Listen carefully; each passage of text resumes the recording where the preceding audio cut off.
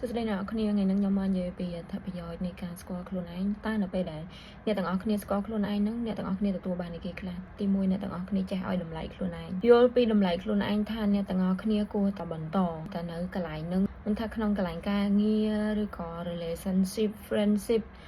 អ្នកទាំងអស់គ្នាដឹងថាពេលណាដែលត្រូវដើរចេញបើសិនជាបុគ្គលនឹងឬក៏ partner ឬក៏មិត្តភ័ក្តិឬក៏កន្លែងការងារដែលគេអត់ឲ្យតម្លៃអ្នកទាំងអស់គ្នាទេអ្នកទាំងអស់គ្នា know how to walk away like without regretting like អ្នកទាំងអស់គ្នានឹងដើរចេញដោយគ្មានការសោកស្ដាយព្រោះកន្លែងហ្នឹងគេអត់ផ្ដល់តម្លៃឲ្យអ្នកទាំងអស់គ្នាទេអញ្ចឹងអ្នកទាំងអស់គ្នាយល់ពីតម្លៃខ្លួនឯងគ្រប់គ្រាន់អ្នកទាំងអស់គ្នាដឹងថាកន្លែងណាដែលគេ disrespect អ្នកទាំងអស់គ្នា so walk away បើគេអត់ឲ្យតម្លៃយើងនៅធ្វើអីបើ partner របស់យើងគេអត់ respect យើងគេអត់ឲ្យតម្លៃយើងក្នុងនាមជា partner យើងធ្វើអីដែលគេអត់ខ្វល់ពីយើង why would you stay ដើរចេញទៅ they use you they not love you ហើយមួយទៀតអ្នកទាំងអស់គ្នាហ៊ានសម្រេចចិត្តដោយមានភាពជឿជាក់លើខ្លួនឯងថាខ្លួនឯងអាចធ្វើបានរឿងខ្លះពីមុនមកយើងអត់ហ៊ានធ្វើដោយសារតែយើងអត់ហ៊ានសម្រេចចិត្តពួកខ្លាចធ្វើទៅវាខុសតែនៅពេលដែលអ្នកទាំងអស់គ្នាស្គាល់ខ្លួនឯងកាន់តែច្បាស់អ្នកទាំងអស់គ្នាហ៊ានសម្រេចចិត្តធ្វើរឿងអីមួយដែលអ្នកទាំងអស់គ្នាខ្លាចពីមុនហើយអ្នកទាំងអស់គ្នា respect ការសម្រេចចិត្តអ្នកទាំងអស់គ្នាផងមិនថាមានលទ្ធផលមកបែបណាខ្ញុំសម្រេចចិត្តហើយគឺខ្ញុំអ្នកទទួលខុសត្រូវលើរឿងហ្នឹងហ្មងខ្ញុំដឹងច្បាស់ថាខ្ញុំធ្វើបានមិនបានទោះបីខ្ញុំធ្វើមិនបានក៏ខ្ញុំដឹងថាខ្ញុំត្រូវ deal ជាមួយខ្លួនឯងយ៉ាងម៉េចដែរសម្រាប់ខ្ញុំហ្មងនៅពេលដែលខ្ញុំសម្រេចចិត្តធ្វើអីមួយហើយគឺខ្ញុំ ready to fighting ហ្មងមួយទៀតអ្នកទាំងអស់គ្នា know how to respect people around you មានន័យថាអ្នកទាំងអស់គ្នាដឹងថាមនុស្សណាអ្នកទាំងអស់គ្នាគួរគោរពបើសម្រាប់ខ្ញុំហ្មងខ្ញុំអត់ចេះមើលមនុស្សទេប៉ុន្តែនៅពេលដែលខ្ញុំដើរមួយម្នាក់នឹងមករយៈខ្ញុំឃើញថាគាត់អត់ត្រូវជាមួយនឹង web ខ្ញុំទេឬក៏ការនិយាយស្ដីរបស់គាត់នឹងគឺវា disrespect យើងមានន័យថាលេងសើចបែបនេះយើង yes I know how to walk away like មិនមនុស្សគ្រប់គ្នាសុទ្ធតែជាមិត្តភក្តិយើងទាំងអស់គ្នាអញ្ចឹងបើយើងសេពគប់មួយគាត់បានមករយៈហើយគាត់អត់ respect យើងទេ like I know how to walk away បែបហ្នឹងមិនមែនន័យថាយើងរើសអើងទេប៉ុន្តែយើង respect ខ្លួនយើង like yes walk away and still being you being nice being good being understanding person ការរស់នៅយើងត្រូវ respect គ្នាទៅវិញទៅមកក្រាញ់ចិត្តគ្នាទៅវិញទៅមកមិនមែនថាឲ្យតែស្និទ្ធនឹងគ្នាហើយយើងត្រូវអត់ខ្វល់ពីគ្នាអត់ខ្វល់ថាម្នាក់នឹងមិនខ្ញុំអញ្ចឹងនឹងឲ្យខ្ញុំអញ្ចឹងចង់ឲ្យខ្ញុំធ្វើម៉េច no ក្នុងការរស់នៅដើម្បីបានចុះសម្រុងគ្នាគឺយើងត្រូវ respect គ្នាទៅវិញទៅមកមានការចេះក្រាញ់ចិត្តគ្នាជួយគ្នាទៅវិញទៅមកមិនមែនខាងនេះឲ្យដឹងតែឲ្យហើយអ្នកទទួលនៅតែទទួលបើសិនជាយើង respect គេយើងឲ្យតម្លៃគេហើយគេនៅតែ disrespect យើងអញ្ចឹង like yeah you know how to walk away បើនិយាយពីរឿងផលប្រយោជន៍មនុស្សណាក៏ត្រូវការផលប្រយោជន៍ដែរប៉ុន្តែយើងត្រូវផ្ដល់ឲ្យគ្នាទៅវិញទៅមកក្នុងការរស់នៅក្នុងការសេពគប់គ្នាបើសិនជាបានតែម្ខាង yeah walk away ហើយមួយទៀតអ្នកនរគ្នាអត់មានណាគេធ្វើឲ្យអ្នកទាំងអស់គ្នាអន់ចិត្តគេហៅថា disappoint ណាបើសិនជាអ្វីដែលខ្ញុំ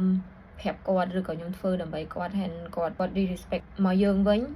ខ្ញុំអត់ disappoint ខ្ញុំសប្បាយចិត្តទៅវិញនៅពេលដែលគេ show up true color របស់គេនឹងអញ្ចឹង like អូខេបើសិនជាខ្ញុំធ្វើអ្វីហ្នឹងដើម្បីគេ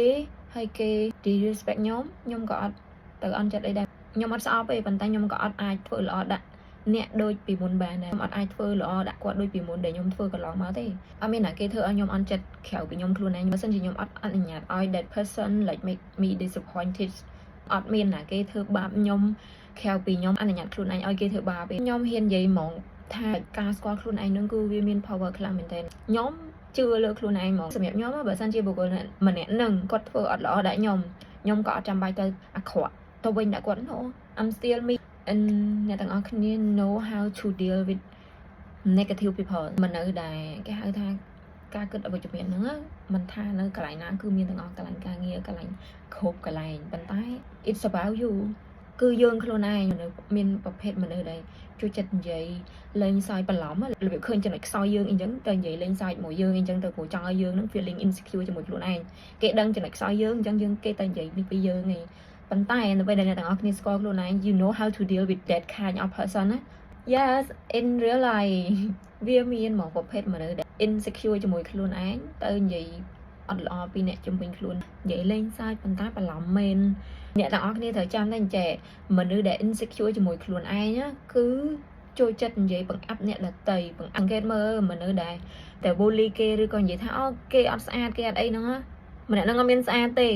ពេលខ្លះមុខមាត់គាត់ស្អាតដែរតែ mindset គាត់អត់ស្អាតអញ្ចឹងវាអាក្រក់ទៅតាមហ្នឹងហ្មងបើ mindset គាត់អត់ positive ហើយមនុស្សនឹងស្អាតមិនក៏ខ្ញុំមើលឃើញអត់ស្អាតlike តែទេហ្មង0 លើ 10ហ្មងតែការគិតរបស់គាត់អត់ល្អហើយការនិយាយស្ដីរបស់គាត់ហ្នឹងគឺមកបែបហ្នឹងហ្មង ជួយចិត្តនិយាយខកពីអ្នកដទៃជួយចិត្តបង្អាប់អ្នកដទៃខ្ញុំអត់មើលឃើញម្នាក់នឹងស្អាតឬក៏ attractive អីកន្លែងណាហ្មងមកលើគេស្អាតគេចេះស្រឡាញ់ខ្លួនឯងគេដឹងពីខ្លួនឯងអត់ដែលមានណាគេទៅនិយាយនេះអត់ស្អាតទេអ្នកឯងដូចខ្វះកន្លែងនេះកន្លែងនោះឥឡូវខ្ញុំឧទាហរណ៍មិត្តភក្តិខ្ញុំផ្ទាល់ហ្មងគេជួយចិត្តនិយាយជើងគាត់ធំបាត់ខ្ញុំអត់ដែលមើលឃើញហ្មងអ្វីដែលខ្ញុំមើលឃើញគឺជើងគាត់ស្អាតស្លៀកខោខ្លីទៅឃើញក្នុងសាឡូនវានេះអីចឹងតែបើសិនជាគាត់អត់និយាយក៏ខ្ញុំអត់ដឹងហ្មងថាមានអ្នកដែលគេនិយាយថាជើងគាត់ធំ learn to see people around you like in the good way មិនឲ្យតែឃើញមុខធាត់ម្ល៉េះលើមុខមុនម្ល៉េះលើ like អត់មានពាក្យសួរមែនខ្ញុំស្អប់ហ្មងប្រភេទមនុស្សបែបហ្នឹង like តែបើគេសួរខ្ញុំបែបហ្នឹងក៏ខ្ញុំអត់ទៅឆ្លើយអីដែរមិនន័យថា no answer is the answer why I have to answer your question មើលសំណួរខ្លួនឯងមើលសមនឹងឲ្យខ្ញុំឆ្លើយអត់ប៉ុណ្ណឹងហើយចប់ហើយមួយទៀតអ្នកទាំងអស់គ្នាអត់ខ្លាចក្នុងការចាច់ហ្មងអ្នកទាំងអស់គ្នាធ្វើអីមួយគឺអត់ខ្លាចថាអ្នកដទៃអ្នកនឹងមើលអ្នកទាំងអស់គ្នាបែបណាបង like ពេលខ្លះអ្វីដែលយើងធ្វើហ្នឹងគឺគ្រាន់តែជាអ្វីដែលយើងចង់ធ្វើហើយចង់បង្ហាញទេហើយមួយទៀតអ្នកទាំងអស់គ្នាត្រូវដឹងថានៅពេលដែលអ្នកទាំងអស់គ្នាធ្វើអីមួយអញ្ចឹងវាអត់ត្រូវជាមួយនឹង web មនុស្សគ្រប់គ្នាទេហើយគេក៏អត់ដឹងថាអ្នកទាំងអស់គ្នាត្រូវការអីដែរអញ្ចឹងនៅពេលដែលអ្នកទាំងអស់គ្នាស្គាល់ពីខ្លួនឯងអ្នកទាំងអស់គ្នាធ្វើអីមួយគឺអ្នកទាំងអស់គ្នាដឹងហើយថាខ្លួនឯងចង់បានអីត្រូវការអីហេតុអីបានអ្នកទាំងអស់គ្នាធ្វើរឿងហ្នឹង